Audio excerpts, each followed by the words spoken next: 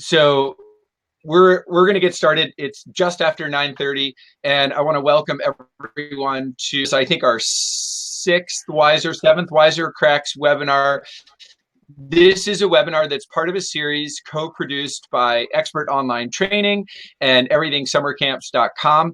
You're going to hear about those in just a minute, but tonight's webinar is without slides, totally free form. The three of us are parents, we are camp professionals, we do different stuff. Everyone's going to get a quick 2-sentence verbal bio here in a second, but the focus tonight is on preparing your child for camp. And if you are joining us and you are a camp owner or director, we're going to have some information for you. If you are a mom or dad or grandparent or aunt or uncle, somebody who loves somebody who's sending them to camp, awesome, because we've got lots of information for you. We're going to talk about everything from labeling your gear and homesickness prevention to the best way to introduce yourself to your child's counselor or cabin leader. We're going to be talking about day camps and overnight camps, and we're going to do it all in the next 27 minutes. So I'm going to turn it first over to Mark and ask him to introduce himself, say a word or two about everything summer camps, and then to Scott. And while they're introducing themselves, we're going to multitask here because I've got a poll that you can participate in. If you look in your webinar screen there on one side, there's going to be a poll question. You can answer that if you've logged in with Chrome or Explorer. If you've logged in with Safari, maybe there'll be a little bit of trouble using the chat room, but give it a whirl. Take it away, Mark Seiglaff. All right, thanks, Chris. Well, I'm Mark Seiglaff. I'm with Everything Summer Camp. We are a one-stop shop for summer camp. So if your camp tells you that you should bring it to camp, we probably have it. Trunks, duffels, clothing name labels, water bottles, sleeping bags, insect repellent, pretty much everything. That's really it. There's not a whole lot to say about us. You come to us to get ready for camp, and that's what tonight's webinar is all about. Awesome. All right, Scott Arizala. Thanks, Chris. My name is Scott. I am a summer camp consultant and trainer, so I get to do this kind of stuff all the time. During the year, I do a lot of conferences, this kind of webinars, other kinds of speaking events. And then just like Chris, during the late spring, early summer, I transition and I start going from camp to camp to camp, working with leadership teams and the frontline staff members who are running camps. Also, just like probably many of you on the webinar, I'm a summer camp owner and director myself. Just transitioned out of a camp that I've been working at for the last 12 years out on the East Coast, where we worked with kids with special medical needs and special developmental needs. And this is going to be our 5th summer here in Michigan, where we started a camp called Camp Tall Tree for kids with autism. And much to the topic tonight, the most important thing that I do is the 3 kids that I just put to bed upstairs. So I have an 8-year-old named Linnea. Yeah. Well, let's keep it down. 5-year-old named Desmond and a 3.5-year-old named Griffin. And if any of them wake up, I'll try and do the BBC move and I'll get them out of my office. Well, I just hope your nanny is around to take care of her children. Fantastic. Well, my name is Chris Thurber. I am a clinical psychologist by training. During the academic year, I work at a co-ed boarding and day school called Phillips Exeter Academy, which is here in New Hampshire. And throughout the year, I get to work with camps and schools doing staff training workshops, faculty development workshops. During the month of June, I do lots of travel to do staff training workshops at various camps and summer programs in Canada, in the US, and the UK. And then I do work with the camp where I grew up, which is Camp Belknap on Lake Winnipesaukee. And this year, I'll be taking a sort of background support role in program development. I think my new title is Executive Advisor. So they keep changing my title as they put me out to pasture, but I really love that work. And we are all 3 of us deeply involved in camps in a lot of different ways. Cool thing about the 3 of us doing this webinar is we come at this work from different complementary perspectives. So poll answers, people can see the poll as they're filling it out, but what we've got here, number one thing that people would like to get answered, what camp prep topic is most important for you, is the poll question. just under 50% of people say they want to hear a little bit about homesickness prevention. So we're going to start with that. And then the second thing, 26%, knowing what to pack. So that's definitely a question that I'll let Mark take the lead on, and Scott and I can chime in. And then 12% social skills development, followed by allergies and anaphylaxis, passing the swim check. I can talk. Duh. Okay. That should be 90%. If parents aren't taking advantage of sending their kids to us at camp, they're doing something wrong. That's exactly. Okay. That's my drop the mic moment right there. Let's get out of here. Boom. All right. So let's start with this wonderful topic of homesickness prevention, and let's view of the myths. You'll never prevent it completely, and that's normal. In other words, some feelings of missing home are experienced by every child, every adult who is not currently at home. I'm at home, so I'm feeling pretty good right now. But when I'm at work, even, I wouldn't say that I am homesick, but do I miss my family? Do I miss some of the comforts of home? Of course. So look, we are born ready to attach to other human beings. That's our biology. That's our wiring. And we sense any kind of separation. So there are many suggestions that I can give you right now for preventing homesickness, but please know that the notion, whether you're a camp owner, director, whether you're a mom or dad, is to diminish the intensity of homesickness and promote a lot of optimism and confidence about the separation from home. Please also know that if it's a day camp or resident camp or any other kind of summer program, it's expressly designed to be an experience without parents. And that's not to say that your kids are going to grow apart from you. In fact, quite the opposite. When the session is over, I think you'll feel a renewed sense of closeness. But kids are willing to explore and be adventurous and try new things and make new friends with greater ease when their mom and dad or dad and dad or mom and mom or whoever is the primary caregiver or givers are not around. And so the wise educators in the late 1800s designed camps to be experiences where kids would, be away from home. So that's by design. It's very healthy for kids to have some experiences away from home. And the number one thing. Can I add something to that? Because it's also really healthy for parents, for us to have our kids have experiences away from us. Yeah. It's not just for them. Let's just be really clear about that. I mean, not only just getting some space, right? I mean, God bless the folks who stay with their kids 24 hours a day, 7 days a week. I would be a terrible parent if I ever had to do that. We need some just regular space, even if it's just like you sit over there, I'm gonna sit over here just for 2 minutes. Yeah. But I also think that the process of parenting from basically the day they're born is a process of letting go, right?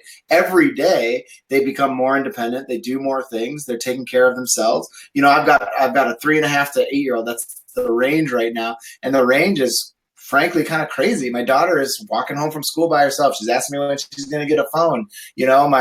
My son is still like melting down and peeing on the floor. You know what I mean? So it's this process of letting go. And so we need that experience as well.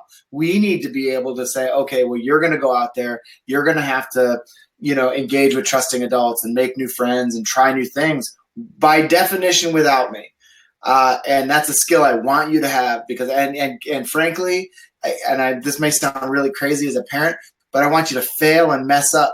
And I want you to do it in a really safe, loving environment like summer camp, as opposed to, the super competitive environment of school or anywhere else. So, yeah, you talk about letting go. My daughter got her driver's license on Friday. So it was a tough weekend. Like all these new things were happening. Like, she just wants to go. Just now, she never wants to be home now. For us as parents to say, okay, well, you just got your driver's license and now we're going to trust you to drive. I mean, my wife is a wreck. So I like how you put it all on her. Yeah. And so here's what's interesting. there will be lots of parents out there who are, participating in this webinar who also feel like they're starting to be a wreck, or they think they might be a wreck. And I will say the most important thing is that you process that feeling with another adult instead of saying to your son or daughter in preparation. Now, Mark, your situation's different. Your daughter's older. You can talk to her about, your anxiety and so forth. But for, let's say camper age as young as 4, as old as 15 or 16, I think the best thing for parents to do with their own normative anxiety, and of course every parent feels it, is talk with another. Avoid the temptation to say to your son or daughter, boy, I'm really nervous about this summer. I hope it goes well. I remember, my first summer at camp, and that was just, it was a little crazy. And I think that you can unintentionally stir up a lot of anxiety in your child if you share your own concerns. Recognize those concerns are normal, as Scott and Mark, you guys just said, and share it with another adult. Could be your partner, spouse, coworker, neighbor. And so that's one suggestion. Second suggestion, very concrete, both for the benefit of you, the parent, or primary caregiver, and your son or daughter, and that is spend some practice time away from home. It's really, just talking about a sleepover, it doesn't have to cost anything, doesn't have to last more than a day or two, but that will help with the adjustment. And have a conversation after the sleepover about, like, hey, how did it go? And, what did you miss the most? And what was most fun? And if you, did miss some things, what did you think or do to help make things better? So this is like a mini experience that will simulate camp. And in order to do that well, don't text, don't talk on the phone. Really try to make it, a practice separation. Excellent. I think, go ahead, Scott. No, I don't have anything to add.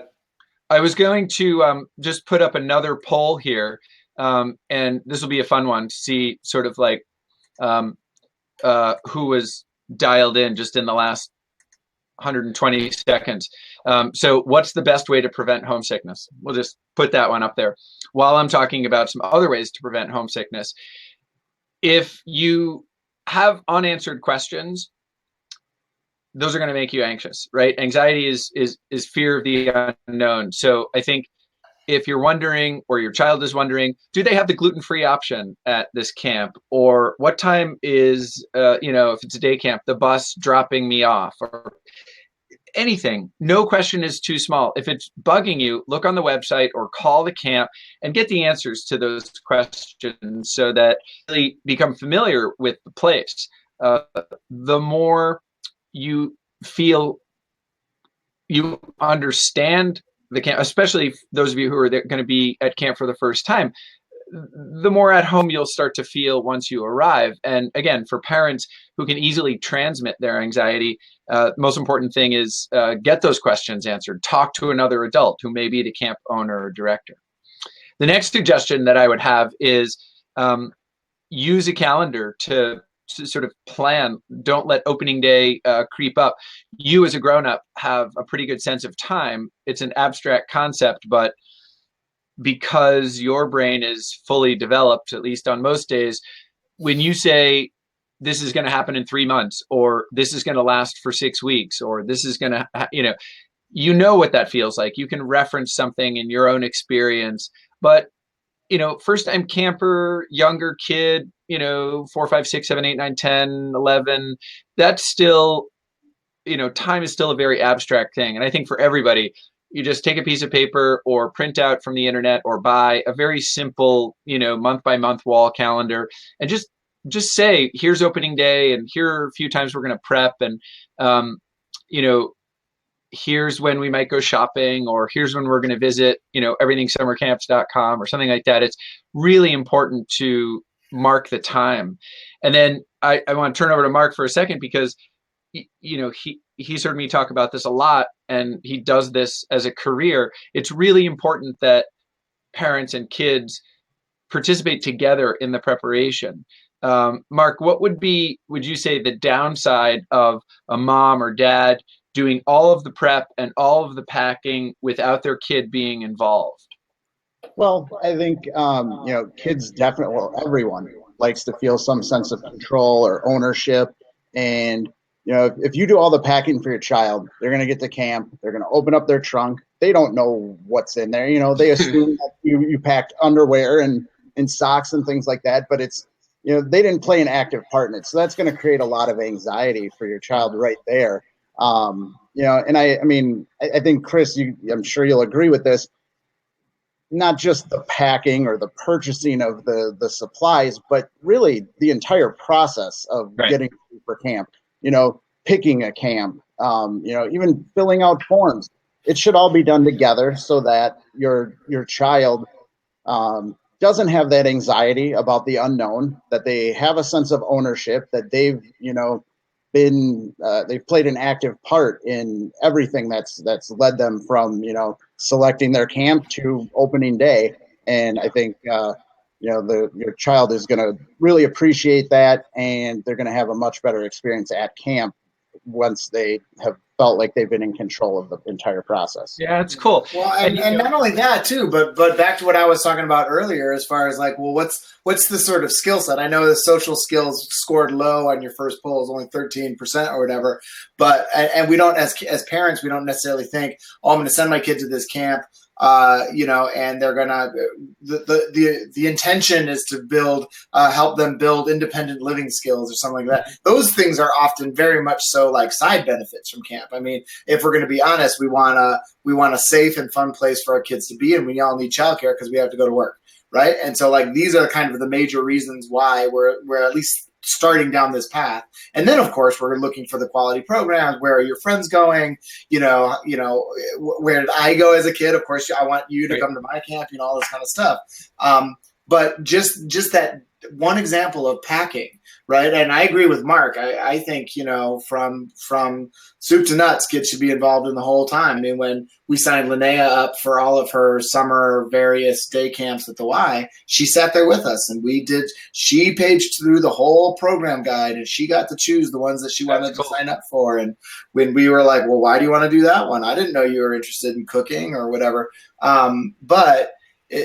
If we just take that one example of packing, think about the life skills that we're helping to build there. Like, if you're gonna, let's just assume we're all gonna take Chris's advice, and we're gonna send all of our kids on. First of all, why would anyone not? Obviously. My wife is not in the room here, but I mean, we're all going to take kids on three or four sleepovers between now and the summertime or whatever. And why not let them pack? And guess what? They forget their toothbrush. They forgot a change of underwear, all that.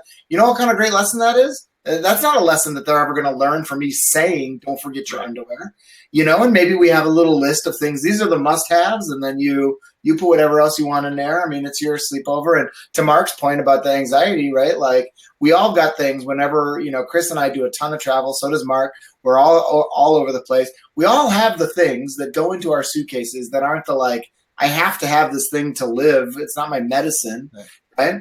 But it's my comfort things, Well, just because I'm a little older than 40 doesn't mean that I'm any different than my 8-year-old. She's going to have some of those things too. And so learning how to manage all that and play with all that, again, in this safe space, in a place where you can mess up a little bit. You're just going on a sleepover, so who cares if you don't really have an extra pair of underwear? That's fine. That's when you start to learn these things. Yeah, and like when you do forget something, whether it's the sleepover or actual camp, day camp or overnight camp, you're going to have to get resourceful and either rely on somebody else to assist you, or you're going to, get one at the camp store, or you're going to write a letter, or, something will happen. Obviously figure out how to ask a trusting adult. There you go. Which adult is going to help me with this? Yeah. So let's pause here because, we've given some great tips on preventing homesickness, and before we transition to what to pack, we mentioned a little bit about that. I want to do something fun. Mark, I think, do you have a raffle for us that you could do live here on the webinar? We do. All right. So here's what I'm going to do. I'm going to minimize my picture and Scott's picture so you can get, most of the screen here. And let's see if I minimize. Oh no, what do I need to do? I need to maximize you, and that way you can just have at it. All right, here we go. So here's a few of the items that we have this evening. We have a Under Armour backpack, one of our world famous Happy Camper camp trunks, and a rain suit from Columbia. We're going to give that stuff away along with a couple of gift certificates. And I'm going to share my screen. I love the intensity of when Mark is about to share his screen, he's like in the zone. Well, this darn hat thing, you know how that goes. Sometimes it works. And no, it's all right. Ready? Or just do it on the there you go. Well, there. Oh, wait. What's happening? Analog, old school. He turned himself off. Coming back. Wow. Oh my gosh, it's doing the weird thing again. It's doing the weird thing, yeah. So that's all right. You'll get it back. Want to get the black screen of death, bro? You better. Can you get me back? I'm sure we can. Well, yeah. Oh, wait a second. So while Mark comes back to his cabin in the woods or whatever that is. Dude, that's our new studio. It is awesome. It is a cabin. I mean, it's great. I love the chinking, which is the technical term for that stuff that's between the logs in a log cabin. There's the hat. We got the hat. Okay. One of these days, I'm going to find new software that doesn't give all these problems. So, anyway, we'll start out with this great backpack from Under Armour. It's fun though, is the problem. This backpack, you can stuff a lot of stuff into it. It's got lots of pockets, and it's water resistant. So the winner of the backpack is Amarin. Congratulations. Amarin, all right. Awesome. All right, next up, let's do a $50 gift certificate.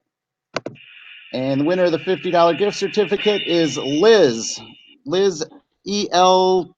Katkin.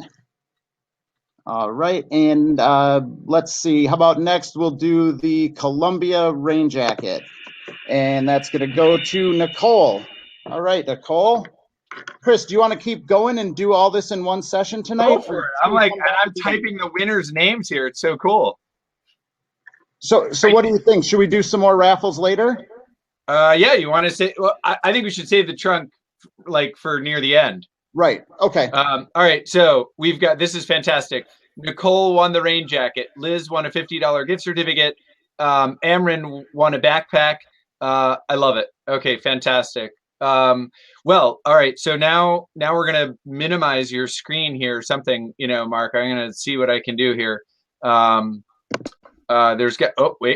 There we go. Oh, look at that. I didn't even have to do anything. Whatever you just did, that works. Hey, so people want to know what to pack, and I think we should each weigh in on this.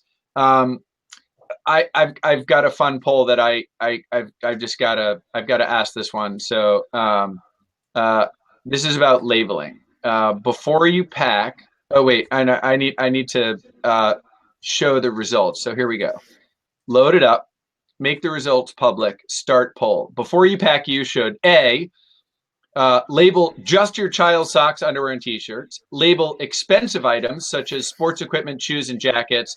Or did I say A, 2, and 3? All right. Third choice, everything. Yes, everything from toothbrush to sleeping bag. And I know there's some people out there who don't have an adaptive amount of obsessive compulsive disorder who are actually wondering, should I label the toothbrush?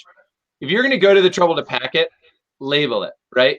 Remember, I guess the one I'm going to argue with you about, Chris, is socks. As a longtime camp counselor and director, I never returned a sock, even if I had a name on it. Oh yeah, I didn't say you necessarily get it back, but threw in the garbage. The with lost and found is there's one part of that equation that's real easy, and that's the losing part. And then the finding, a little more challenging. Yeah. So if there's any hope that you want it back, you've got to label it. So if you're down with sending your kid to camp with 20 pairs of socks and knowing that 30% of them are just going to disappear, don't bother labeling. That's okay. So I'm going to agree with you there. But do what you can to label everything. And we're going to talk about other stuff to pack. But Mark, what are like label options? Because I'm like a Sharpie guy, so I love to take the, Sharpie laundry marker or Sharpie industrial and start labeling everything. It doesn't work for everything though. So like, what are your other options? Well, so we do the laundry markers, and those work Okay. great. I mean, they really are probably the fastest way to label things. But you start labeling shirts with a Sharpie, and everybody sees your name mirror reverse, to the Yeah. back of the shirt. So we have stamps. Those work really nice. That's probably the second fastest way to label things. They And don't those are like self. necessarily. They're like they have your name and they're like self inking, and you just Yep, exactly. okay. Yeah, it just keeps rotating. It inks, it comes down, it presses. Okay. Okay. That works good on anything that's light enough colored for the ink to show up. You get into like your navy blues, your blacks, things like that. It's a little tough to see a name on those. Most of the stuff when I'm in like a goth mood, most of my black stuff, I don't label. Oh, you're right, right. Because you don't care if you get that back. But I mean, you don't care about anything at For that all the point. times Chris is in a goth mood, of course, right? But other than that, I mean, the classics for us are the iron-on name labels because Okay. they work on really any piece of clothing, and then just our standard waterproof labels. And we do those in a couple different sizes. So we have them small enough to fit on the handle of a toothbrush. Okay. So You those are stickers like would come out of a P-Touch or something. So you could label toothbrush, tennis racket, like anything with a smooth surface. Exactly. Any smooth, hard surface, they're waterproof, so you don't have to worry about the name rubbing off. And we Okay. test them every year. We take a water bottle, put a name label on it, and dunk it in water for days. So That's awesome. So, all right. So knowing that variety of different things, Scott, as a camp director, put on that hat for a minute. And wait, that looks like your other hat. It's okay. There we go. What like every camp, whether it's a day camp or an overnight camp, other summer program, travel and trip camp, they are going to publish on their website and in the registration materials they send you like the packing list. Mm-hmm. But can you tell us what are the really important things to pay attention to, or maybe even what's not on the packing list that people should bring? Well, yeah. I mean, it's not an item; it's an idea. Don't send stuff to camp that you don't want to see dirty or wrecked or trashed on some level, or that you kind of don't care if it comes back or not. Like those are the things that I want you to send to camp. We run really hard at camp. And our young people who are our frontline staff, most of the time young people, always young at heart, not always young in age, but the frontline staff, they're just not paying attention to that stuff. And I don't know a camp director out there that's going to, we're gonna talk about it in the idea of customer service and all this kind of stuff and how we talk with parents and all that. But at the end of the day, that's not what I want, where I want my staff's attention to be focused on, the kids' stuff. I don't care about the kids' stuff. I care about the kid having a good time, connecting with other kids, getting out there, trying new things. That's where I'm pushing my staff. So don't send your kid to camp with stuff that you care about, wanting to come back in the same shape that you sent it. Right. Okay. So not the new pair of Nikes and not, the best shirt and all that. A lot of camps do kind of like the end of the session banquet. So yeah, maybe one nice button-up shirt or, one nice dress or something like that. That kind of stuff is totally fine. But again, overall, I would say, just don't send the stuff that you really want to see come back. Sure. At our camp, the thing that gets missed probably more than anything else is a second, or sometimes even, I would even suggest a third or fourth bathing suit. We do a lot of swimming at our camp. And so, they have an opportunity to get down to the lake twice a day. And so, having a second bathing suit, so you're not, I don't know anybody who likes to put on a wet bathing suit.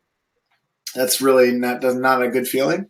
So a second bathing suit would be something that, and we added that to our list a number of years ago, but I think that's the one that gets missed a lot as far as an item. Right. That's good. Do parents need to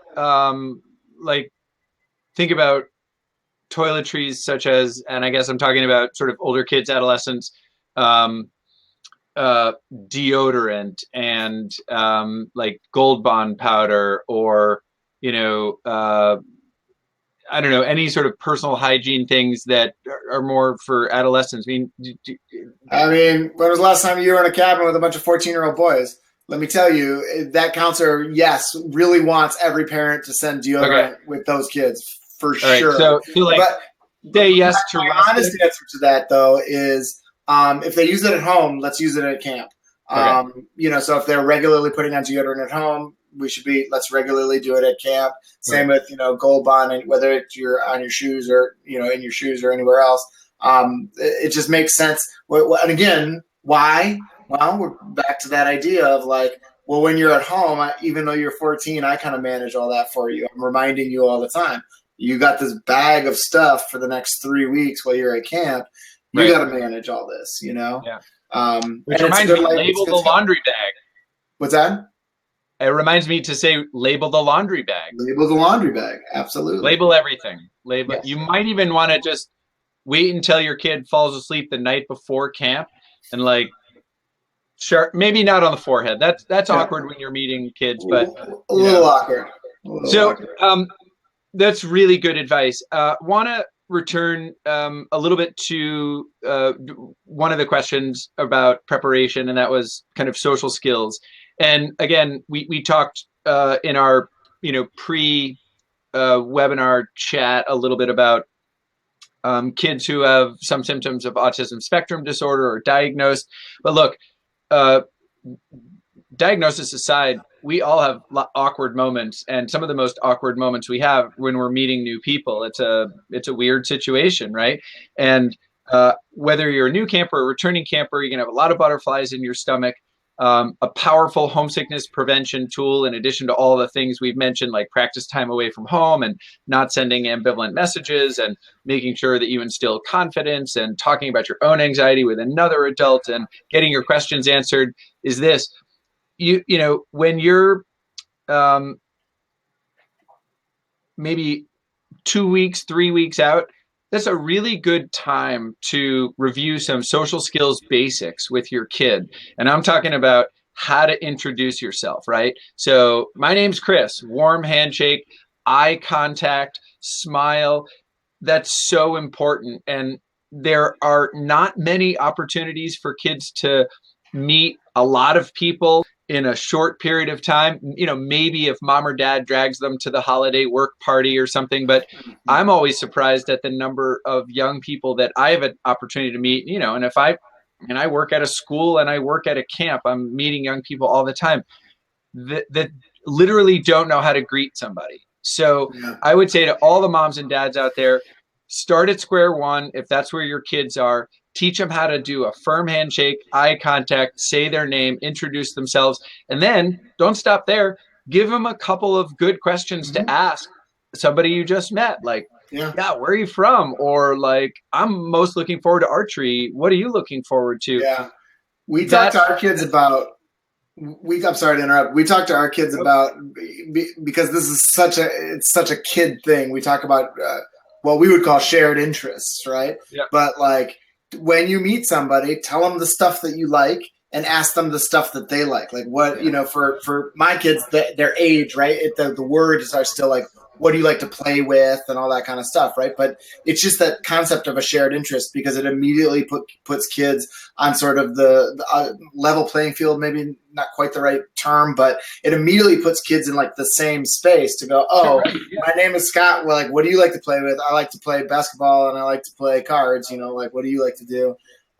It gives them the go-to. That's awesome.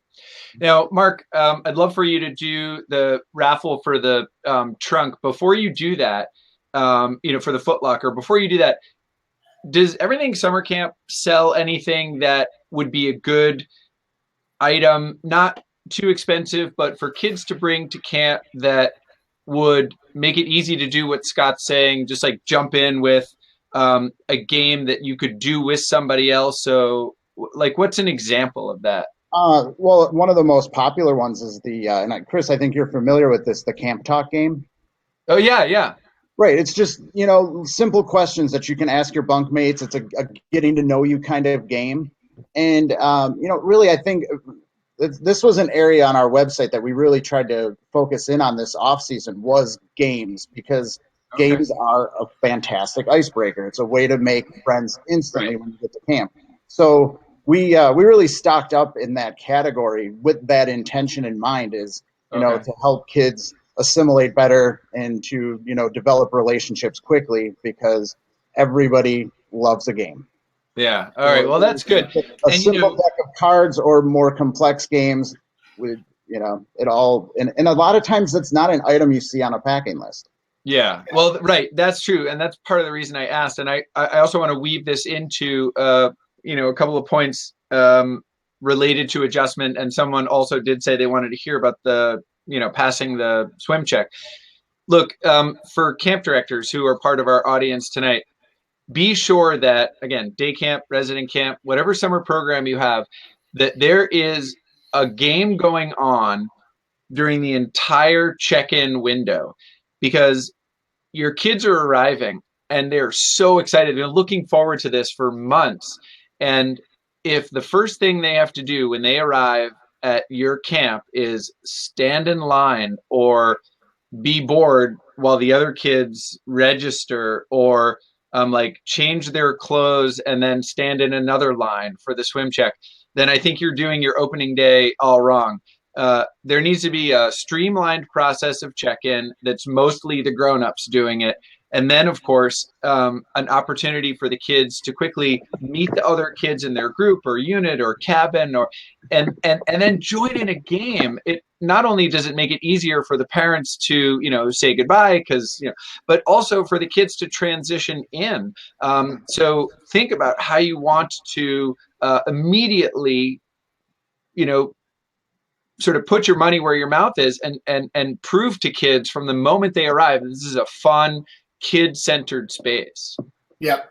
And it also puts the counselors and the staff a little bit at ease, because that's also a high anxiety time for them, because they're not only dealing with, okay, now I'm getting this, eight-year-olds that I'm going to have to live with for 2 weeks, but I got to deal with all the eight-year-old parents and guardians who are coming in. And what do I do? My camp director said I want to, say hi to the kid first and then say hi to the parent. But, that can be awkward when the kid is being quiet and I'm just looking at the kid, and then the mom says hi and I'm like, hold on a second. And so they're in that situation as well. And so, again, camp directors out there, having a game going on in the cabin when kids walk in puts that counselor in a much better position. They look better to the parent. They look better to the kid. They feel better because they're doing something. Getting up off the cabin floor to say hi to a mom or a dad or a guardian and shake a hand, that's an incredible piece of credibility and trust in the immediate for that parent, because it's like, oh, this guy's engaged. This gal's engaged. She's right on the ground with my kids. This is going to be good. Yeah. That's awesome. And I would say on the flip side, advice for, or not the flip side, but the other side of that interaction, great advice for moms and dads, whoever's, excuse me, dropping that young person off at camp. You also need that firm handshake, warm smile, eye contact. And if the staff member forgets to ask, is there anything special we need to know about Johnny or, Sarah, go ahead and say it. Of course, you've completed the camp health form in great detail, and that's really awesome information to have in an official capacity. And now you're meeting that surrogate caregiver who's going to be taking care of your kid. Say, look, Johnny's a great kid, or Sarah's a wonderful kid. Here are some of the things that sort of make them tick. This is one concern that she had on the way up. And last thing I'll mention is that, she's allergic to bees. So, here's the EpiPen or something. Like I said, all of that should be officially on the health form. But I think it's wonderful to remind the staff member when you're standing there with your child and they can put a name with a face, what are the 4 or 5 things that you want to make sure that surrogate caregiver, that camp counselor knows. Mm-hmm.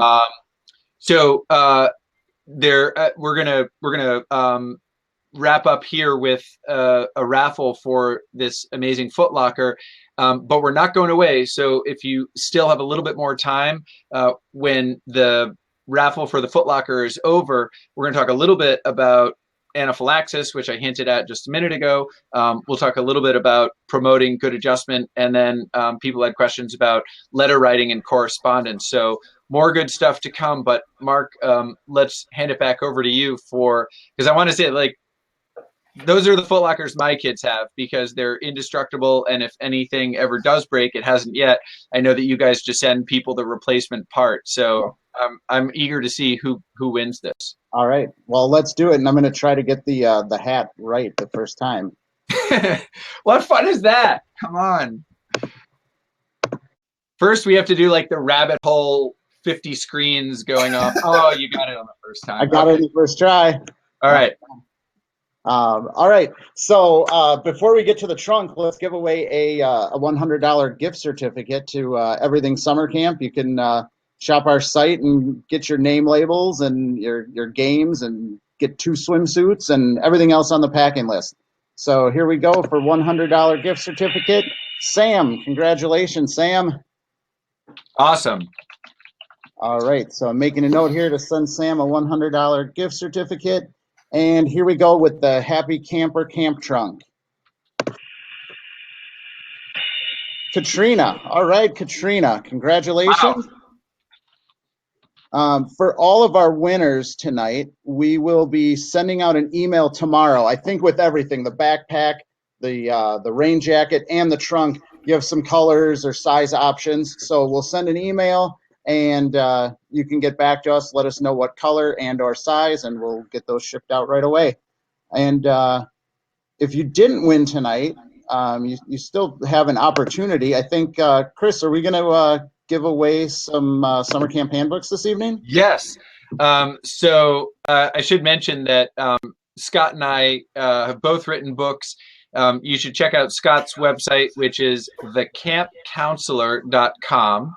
And my website is drchristhurber.com, where doctor is just DR, so you have to do less typing. And you can check out our books and buy them if you want through the website on Amazon. And we are going to give away some books. And by the way, if you're a winner and you would like Scott's book, you just let Mark know. If you would like my book, you let me know. So let's see. We've got offer here, which I can activate for this summer camp handbook. I'll load that up. And let's see. Dun, dun, dun, dun, dun. Display offer. All right. So first 25 people to click on that link are going to get the book of their choice, either S'more Than Camp, which is a wonderful book about leadership and management, or the Summer Camp Handbook, which is a preparatory resource for new camper families. And I will make a shameless plug for this book because Mark Seiglaff's brother did the illustrations in the book. So very cool. Yeah. And I mean, look at the quality there, right? So please do click on the link, and that would be awesome if you several people already have, which is fantastic. All right. So if you're still with us, that's great. I want to return to a couple of topics. Scott, you're a camp director. What do parents need to know about, and maybe tips for directors as well, anaphylaxis? Like, take us through like 2 or 3 simple things we need to know besides, yes, make sure to put it on the medical form. Well, I think there's a bigger issue with just putting things on the medical form. You know, I think parents, we need to get better as a whole group of people. And I'm the camp director that also can get mad at myself because I don't read everything that comes home from the Ann Arbor YMCA. And I probably should, because that's where I'm going to send my daughter for, 8 weeks this summer. She's going to be in various camps, and I don't read all the information. I talked to the folks at the Y about why I don't read the information, and I've been working with them, particularly the 2 camp directors, about like, you can't send me this email that's got 4 pages because I'm just not going to read it. I don't care what's in it. on and on and on. But the point is that, you know, as far as parents are concerned, you know, we need to read the stuff that comes. You know, if you've stayed up until 10:15 and you're listening to a parenting webinar, you're probably the kind of parent that reads everything anyway. So I'm probably preaching to the choir at this point. But however, on the West Coast, it's only 7:15, okay, and in so fair enough. Taiwan, excuse me, it is 10:17 a.m. AM. Well, you know, hey, he's just at work then, so he's, you know, whatever. It's all good. That's right. But the point is we need to read stuff when it comes to anaphylaxis in particular. A couple tips for parents: if you know your kids have allergies or are really allergic to things, exactly what Chris said earlier. Don't just make sure that it's on the health form. Don't just talk to the nurse at check-in. Don't just talk to the director when you're shaking the hand, but make sure that you're talking to what we at camp would sort of call the primary caregivers, right? The frontline staff who are going to be with kids, you know, sort of day in and day out, because they're the ones that need to know not only what those signs are, but you know, what to do. Is it an EpiPen situation? Is it talk to the nurse sometime in the next hour kind of situation? What is it, you know, and make sure that they know. And then, you know, sort of the opposite side of the same tip for camp directors is let's prep our young people. You know, we at my camp, we print what we call the camper profiles, which is basically everything that you've put in minus the sensitive financial information and things like that. But anything that you've put in onto the application side of things basically gets printed out as a big report to the camp staff. And so they get all those for their cabin. It's like, hey, if you see something and you want to know more about it, you have this 20-minute, 40-minute window on opening day to ask. Not that we can't call later or anything, but, you know, make some notes. They get their camper profile, excuse me, and then every kid gets an index card. And there's a whole session during training where what they do is the cabin staff pass around the profiles and the card, and they just do some highlights about the profile. It can be interests, it can be dislikes, it can be allergies, weird time for medicine. This kid needs medicine at 3:00 instead of lunch or dinner. They start noting these things, and this becomes their kind of go-to cheat sheet for each individual kid. That's a lot bigger of an answer than just anaphylaxis, but I think those are kind of all related. Yeah, no, that's fantastic. And I think, you know, and just, again, I can't say enough, it's important to label everything. So at most camps and summer programs, if your son or daughter uses an inhaler for asthma, like an albuterol rescue inhaler, or they carry around an EpiPen, sort of normally, you know, have one in their backpack or close to them, obviously camps also stock rescue inhalers and EpiPens, but they're going to ask you to send 2 inhalers or EpiPens, you know, one that's going to be in the health center as a backup, one that can be with your child. Label it. The number of inhalers that I've found on baseball fields, tennis courts, docks is astronomical, but that's all because this will be my 37th summer at camp. The point is, they get left around all the time, and if it got your kid's name on it with one of those waterproof labels, it's going to make its way back. But that literally could be a lifesaver. So you take the labeling very seriously on that score. One thing that will happen at most camps with an aquatics program in the first, say, 24 hours, as I said, ideal situation for the first few hours is that there is a low stress, high fun, join in anytime kind of a game, which could be kickball. It could be something that's, you know, less, say, athletic, but something where it's very easy for people to join in and make friends and have fun. Then, you know, parents are going to say their goodbyes, and there's going to be more fun and cool stuff and probably some kind of orientation, probably the next morning or maybe later that afternoon, some kind of a swim check to see what the child's capacity is in terms of endurance and treading water, which is a life-saving skill. And there may be a few other components. Look, if you have the means, and if there is a facility such as a YMCA or, you know, Parks and Rec municipal pool nearby, on the sort of low end, what you could do is get your kid refamiliarized with the water or comfortable in the water. If you can do some lessons yourself or purchase a couple of lessons, fantastic. I'm a big fan of private lessons because I think you're going to spend the same amount of money in, 2 private lessons where an instructor can really focus on your kid's ability as you will in the 12 lesson series where they're just getting a glimpse. But if the lessons are good quality, that's fantastic. And I don't think this should be a super stressful thing. I just think like 3/4 of the world is covered with water. Everyone should know how to swim. Let's make sure that in the time between now and opening day, you do whatever you can do to familiarize your kid with the water and get them decent at treading water, and let the camp decide, should they swim in the shallow end? Should they swim in the deep end? Are they allowed to go in this place or that place? And the reason I say, please trust their judgment, moms and dads, is in a swimming pool, which is a very controlled environment without waves or wind and clear water with, nothing on the bottom, we hope, your child probably is at their very best in terms of their swimming form. And they may be in flying fish, or they may be an advanced beginner, or whatever it is. They get to camp, the water temperature is different, a few waves, a little bit of wind, a bottom that you can't see. It's less familiar, they're less comfortable, but we're assessing their swimming ability in that environment. And so however they're classified, trust that the aquatics director knows what he or she is doing and has your child's safety in mind. So despite whatever certificate they might have at home, we want to make sure that they can swim in this particular setting and really enjoy themselves.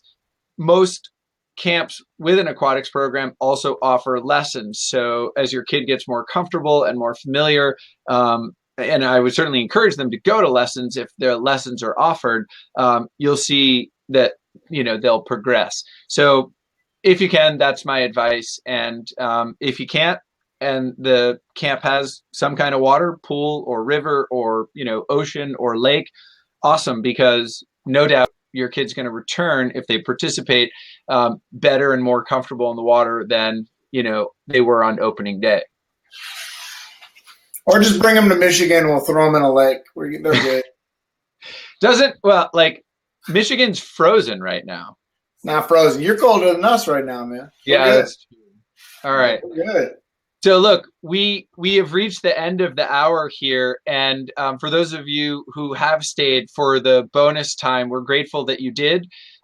We want to remind you of the different resources that are available. Virtually any equipment you should check first, everythingsummercamp.com. Not just because there's a wide selection, but because everythingsummercamp.com works with camps. They know what level of sort of durability is necessary for stuff to get through a session or summer successfully. So check that out, and be sure to check your camp's packing list. And the campcounselor.com is Scott's website. Please check that out. The co-sponsor of this webinar series is Expert Online Training. And Expert Online Training is a website that, thank you, Scott. You never plugged this, buddy. I was getting to it, but you got to it first. So there we go. Scott is holding up a DVD CD set that is published by the American Camp Association, 25-minute DVD that will lower the intensity of first-year campers' homesickness by half on average. So again, we're after that decreased intensity. That's less than $10, and it's a great investment in your child's happiness. What, your website or Amazon or ACA? Amazon. Go Amazon. Yeah. The American Camp Association is acacamps.org, and they also have a bookstore that sells that. For camp directors who want to purchase it in bulk, you want to buy 500 copies and give them to all your new camper families, that's great. And the bookstore might be upset if I say this, but that's okay. Tell those new camper families, hey, when you're done, bring it to camp on opening day. We try to recycle as many as we can. We give them to next year's new camper families. That's a great way to save plastic as well as money. So there you go.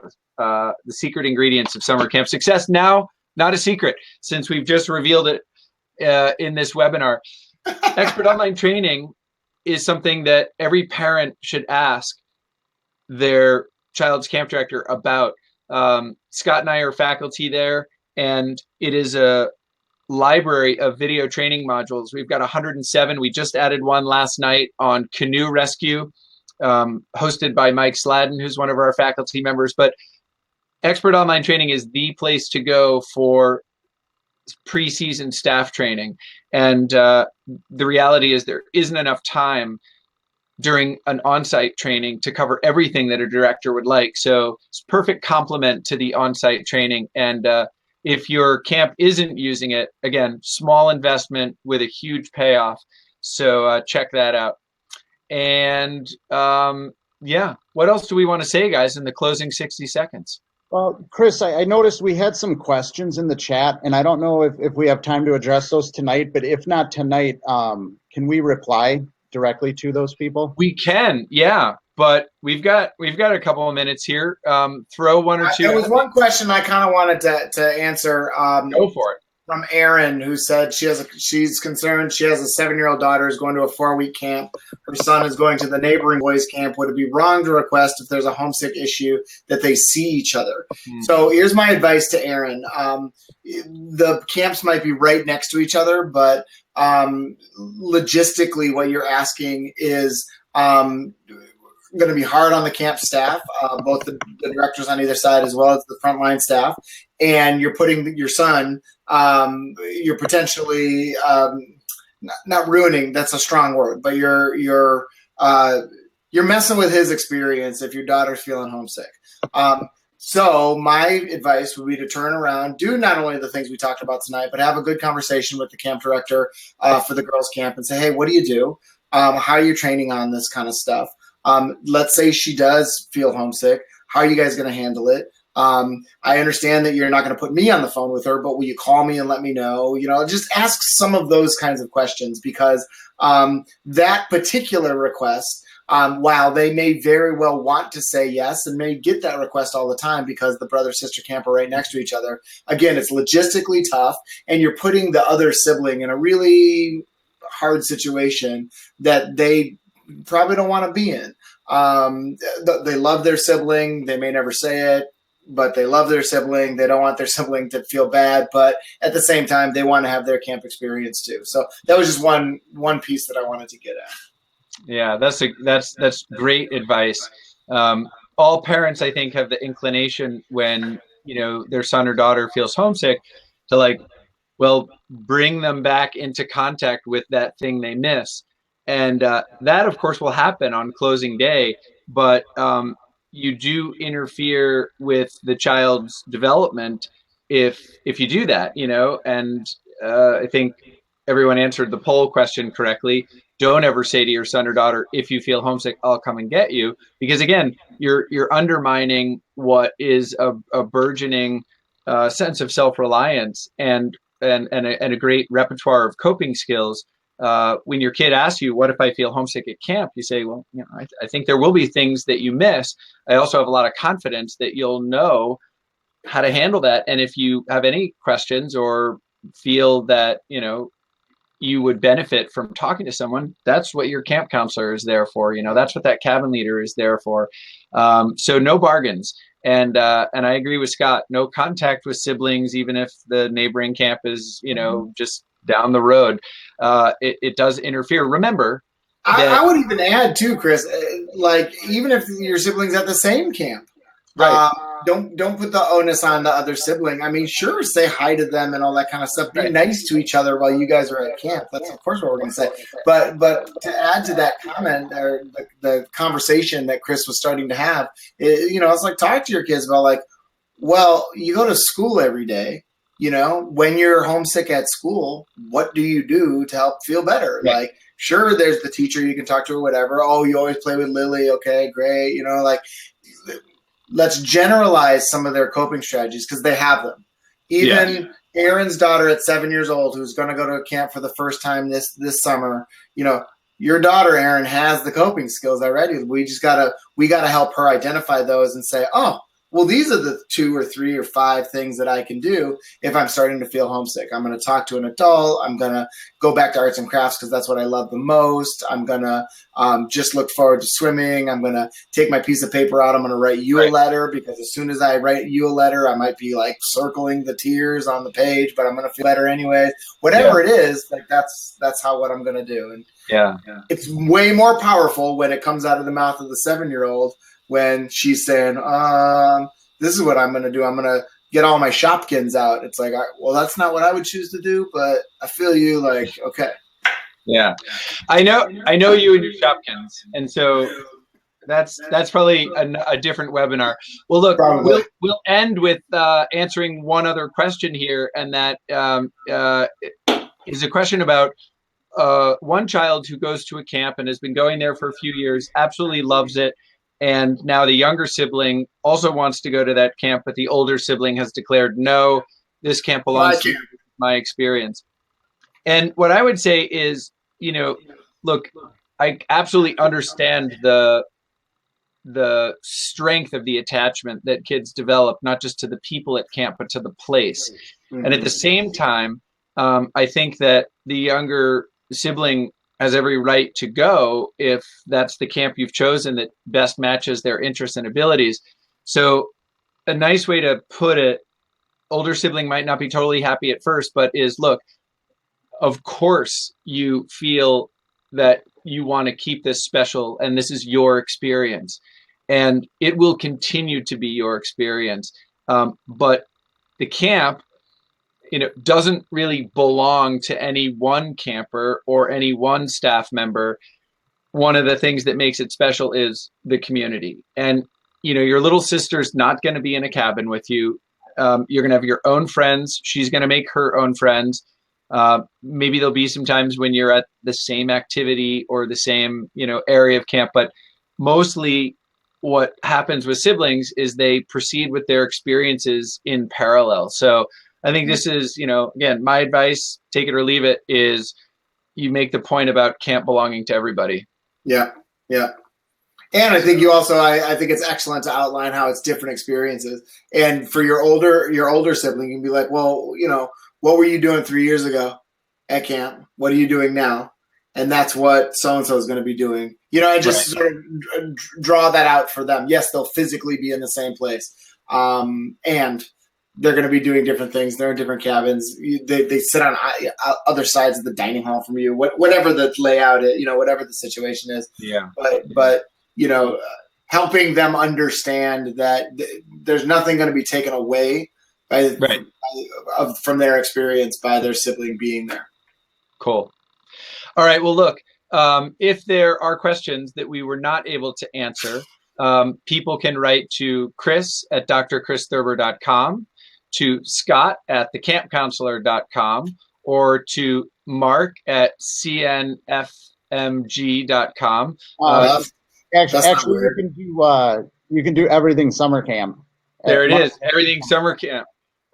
So you're just Mark at everythingsummercamp.com. Oh, no, actually, I'm sorry. I'm mixing my two up. You can do everything summer camp at gmail.com. everythingsummercamp@gmail.com. All right. So the point is, you can get in touch with us, and we love to hear from people. We're really excited that so many of you joined us for tonight's webinar. We will be sending out an invitation for you to join us for the April webinar, which is going to be hosted by Sylvia Van Meerten. She's going to talk about helping awkward children fit in. Mark and Scott and I were not ever awkward in our childhoods, but Sylvia was, so she knows all about it.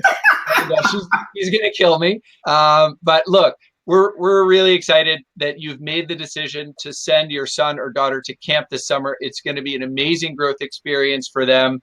Lots of resources, books, DVDs, cool stuff, the best equipment on the planet. But at the end of the day, it's your attitude about this experience and the confidence you have in your son or daughter that's going to make the difference. So put that positive, optimistic face on, voice in, and enjoy, as Scott said at the beginning of the hour, your well-deserved break from full-time parenthood. So, WISER cracks. On behalf of Everything Summer Camp and Expert Online Training, I'm Dr. Chris Thurber, and we'll see you next month. Take care. Thanks, guys. Thank you.